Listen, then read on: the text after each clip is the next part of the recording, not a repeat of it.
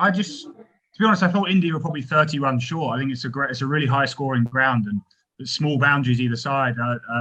I thought they probably could have got 190, 200. It was a really, really good batting pitch, but I thought we bowled exceptionally well. So I think chasing 170 at Adelaide Oval, you always feel comfortable. And Josh and I, the pitch got a little bit slower in the middle, so we definitely wanted to put pressure on early in the power play, and that's something that we've done. We did well in the last couple of games previous.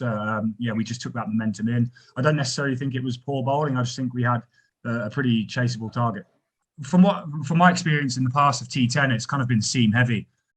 That's what I've had experience of in the past. But yeah, for sure, on the subcontinent pitches, you more often than not you tend to have a bias towards spin, and you have to make sure you adapt your methods. And I think that's one of the key things as a franchise cricketer is you're playing tournaments in different countries and different conditions all year round. So you kind of have to keep topping up on certain areas of your game all the time. Otherwise, you soon get found out. So I've certainly improved my game over spin with spin over the last few years, and it's still an area that I'm looking to get better at for sure. So I'll be sure to try and top up as much as I can over the next couple of weeks.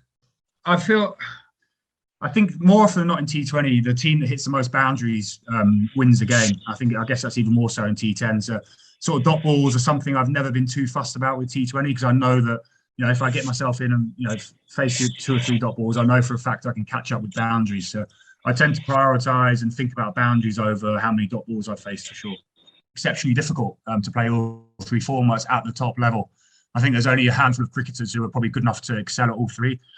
Ever since I gave up red ball cricket in 2018, my T20 games improved a hell of a lot and quickly as well. So I think the way the game's going, I think the formats test in T20, I think they'll drift further and further apart. You'll see more and more specialists in each format, just because I think the fundamentals of each format are so different. I think they're drifting apart as well. I always struggled going from leaving it and defending your off stump to then playing a T20 the day after where you have to whack it from ball 1. I think it's completely different skill sets.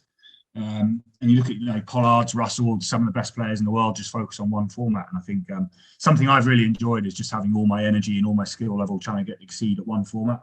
I think you'll probably see more and more of that going forward, especially with how packed the schedule is and how much cricket there is. I think you'll see more and more people specialising and excelling in one format.